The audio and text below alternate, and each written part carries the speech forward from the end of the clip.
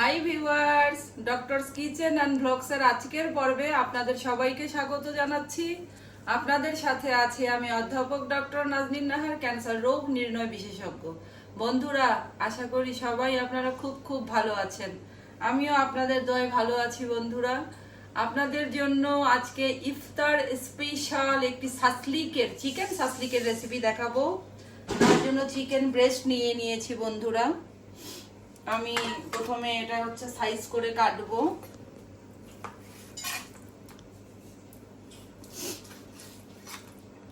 Cube cube করে কাটতে হবে। ছোট ছোট কিছু টুকরা থাকলে থাকুক, ওগুলো কোনো অসুবিধা নাই। পরে আমরা সাইজ করে নিব। আবার পুরাটাই দেখাই।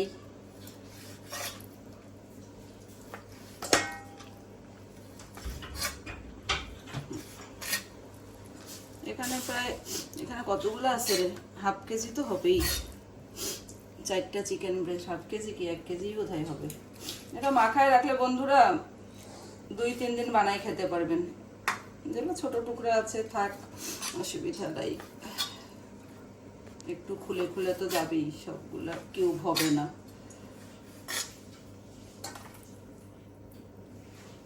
যে যেমন এটা থাক, এগুলো এমনিতে ভেজে খাওয়া যাবে। হাঁচি কাশি হচ্ছে কেন যেন একটু পর পর, আবার বুঝলাম না। এগুলো একদম ধুয়ে ক্লিন করে রাখা বন্ধুরা, আর কিছু করব না, এখানে থাকুক। আর এটার সঙ্গে যেহেতু আমি ক্যাপসিকামটা দেবো, এই বডি কেটে নিচ্ছি। নর্মালি আমি অন্য বোর্ড ইউজ করি সবজি কাটার জন্য, তো এটাই সমস্যা নেই, কারণ আমি তো এগুলো ওখানেই মাখাবো। এগুলো একটু সুন্দর করে শেপ করে নিচ্ছি। ক্যাপসিকাম দিতেই হবে এটাতে। আর বড় সাইজের পেঁয়াজ হলে ভালো হয়। আমাদের তো ছোট সাইজের পেঁয়াজ, দেশি পেঁয়াজগুলো, এগুলা দেওয়ার দরকার নাই। আপনারা জুকিনি দিতে পারেন, গাজর দিতে পারেন, এমনকি বেগুনও দিতে পারেন এই সাসলিকের মধ্যে। তো আমি শুধুই ক্যাপসিকাম দেবো, কিছুই করবো না।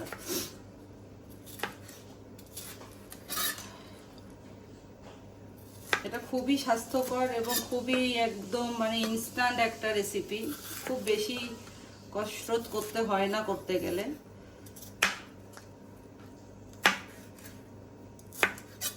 মাখানোর জন্য খুব বেশি মশলারও দরকার হয় না। আম্মা খাইলা তুমি? মুরগ খাইছো নাকি আবার খাইলা না?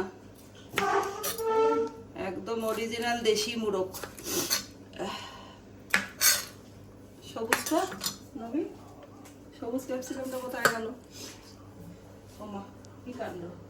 ওই যে আছে? জি। কোথায়? ও রে আল্লাহ, কোন ফাঁকে ঢুকছে রে, দেখতেই পাচ্ছি রে। বিভিন্ন কালারের ক্যাপসিকাম, কিছু না থাকলে শুধু সবুজটাই ব্যবহার করতে পারবেন, অসুবিধা নেই, যেটা মন চায়।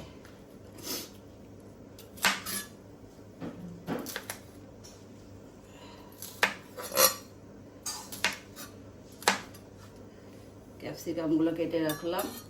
এখন বন্ধুরা দেখুন, আমি এখানে একটা বাটি নিলাম। বাটির মধ্যে টক দই নিব হচ্ছে 1 টেবিল চামচ।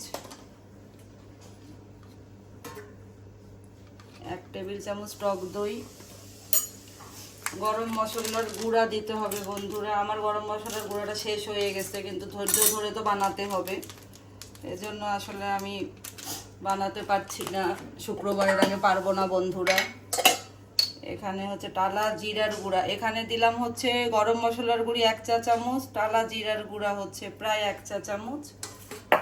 আর বন্ধুরা,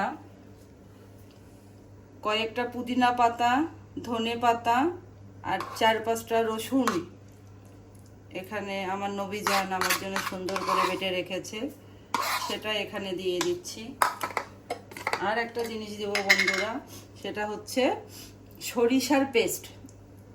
আপনাদের ভাইয়া যে আপনাদেরকে ব্রাউন ভিনেগার দেখালো, সেই ব্র্যান্ডেরই এটা, ক্যালিপসো। তো এই পেস্টই দিতে হবে, নট নেসেসারি, আপনারা বেটেও দিতে পারেন সামান্য একটু।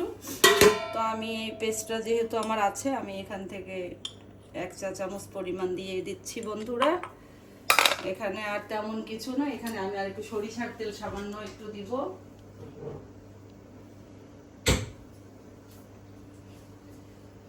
লবণটা সামান্য একটু, এটা অপশনাল, আমি দিচ্ছি। সরিষার তেল না দিলেও কিন্তু চলবে বন্ধুরা। সামান্য একটু লবণ দিয়ে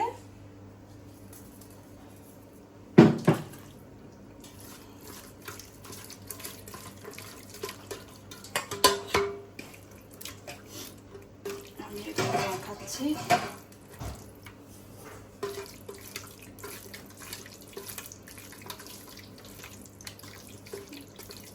তেমন এখানে কিছু আর করতে হবে না, ক্যাপসিকামগুলো অ্যাড করে দিচ্ছি।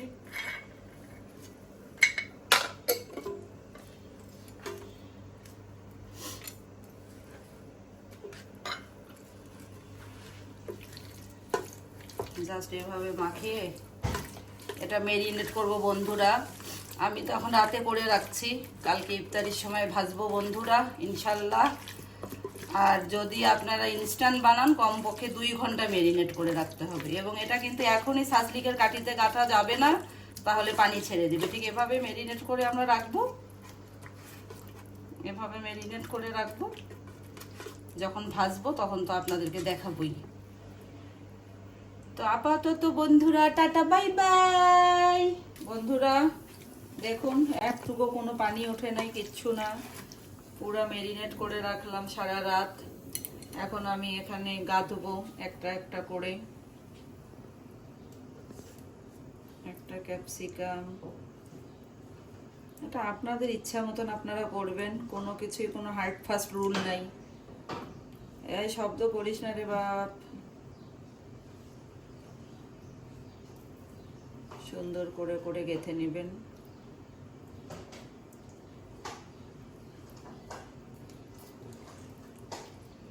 এইভাবে আরো ছোট সাজলিকের কাঠিও পাওয়া যায়, ছোটগুলোও ভালো। আমরা মানুষ 5টা, মোটামুটি 5টা হলেই চলবে। সবার শেষে অবশ্যই একটা ক্যাপসিকাম দিবেন, এখানে পেঁয়াজও দিতে পারেন। এই এভাবে করে আর একটা গেঁথে দেখাচ্ছি। সাজলিকের কাঠিগুলো বন্ধু আমি আগে পানিতে ভিজিয়ে রেখেছিলাম।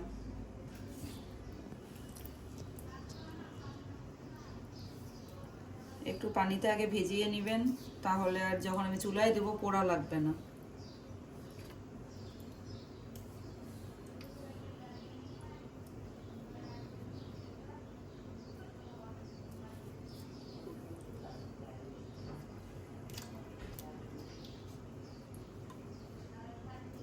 এভাবে সবগুলো গেঁথে নিচ্ছি।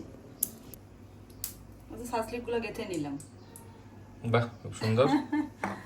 এখন এখানে দেখান, এখানে একটা হালকা করে সরিষার তেল দিলাম। গরম আছে আমার পাত্র একদম মোটামুটি।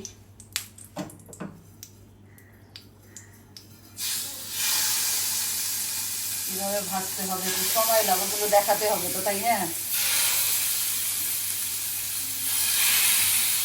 কালারফুল হয়েছে।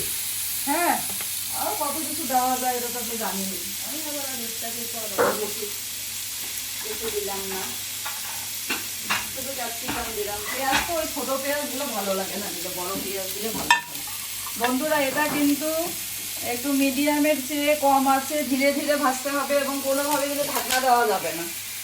ঢাকনা দেওয়া যাবে না, ঢাকনা দিলেই কিন্তু বন্ধুরা এটা কালার নষ্ট হয়ে যাবে। একটু একটু লাগবে, একটু একটু হবে, এভাবেই হবে। এরকম করতে করতে একটা স্মোকি ফ্লেভার হয়, ধোয়া উঠতেছে।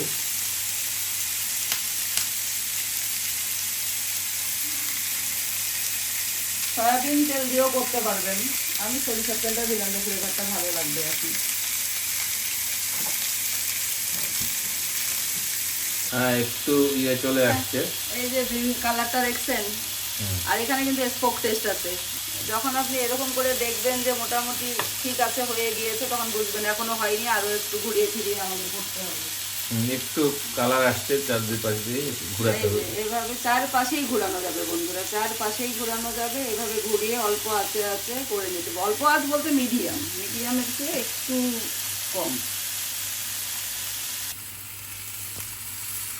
দেখছেন বাহ, এখনকার কালার, চমৎকার কালার চলে আসছে। কোনো পানি ছাড়ছে?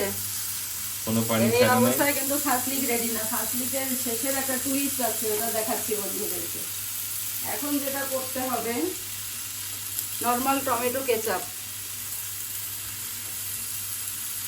এভাবে করে গায়ে লাগাবেন। ও, এই জন্যই তুমি প্রতি বছর রোজার মাসে বেশি বেশি করে টমেটো কেচাপ কিনো, হ্যাঁ? টমেটো কেচাপ ছাড়া তো কোনো কাজ হয় না গো। এই যে দেখুন বন্ধুরা, নাজদিনের টমেটো কেচাপের রহস্য আমরা এখন আবিষ্কার করে ফেলেছি। এভাবে করে দিব। আমি এতদিনে জানতে পারলাম যে কেন সে রোজার মাসে এত বোতলের পরে বোতল, এবার এভাবে এই কেচাপের বোতল সে কেন কেনে, এটা আমি আজকে আবিষ্কার করে ফেললাম। এভাবে করে বেশিক্ষণ না, জাস্ট শুধু 30-40 সেকেন্ড দেব। এপাশে আবার মাখিয়ে দিচ্ছি এখন।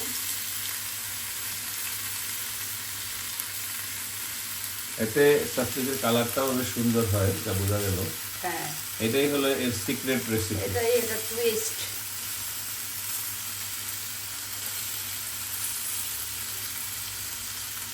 আমি তো আগে ভাবতাম যে ভাই এরকম লাল লাল হয় মনে হয় কোনো মশলা, কিন্তু মশলা তো না, এটা তো কাহিনী হলো এখানে। ও আচ্ছা, হয়ে গেছে। বেশি বোঝা গেল ভাই, কত যে বোকা ছিলাম।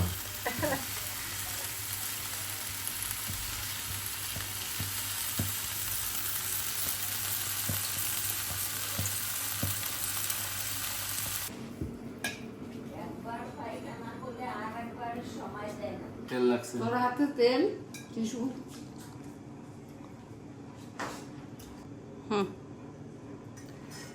কি ভাই, বাহ। কি খান? রাজকীয় সাসলিক।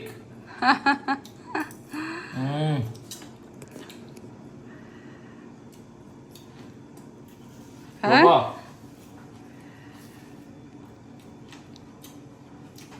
কি খুবই অবস্থা? জুসি এবং টেন্ডার সফট।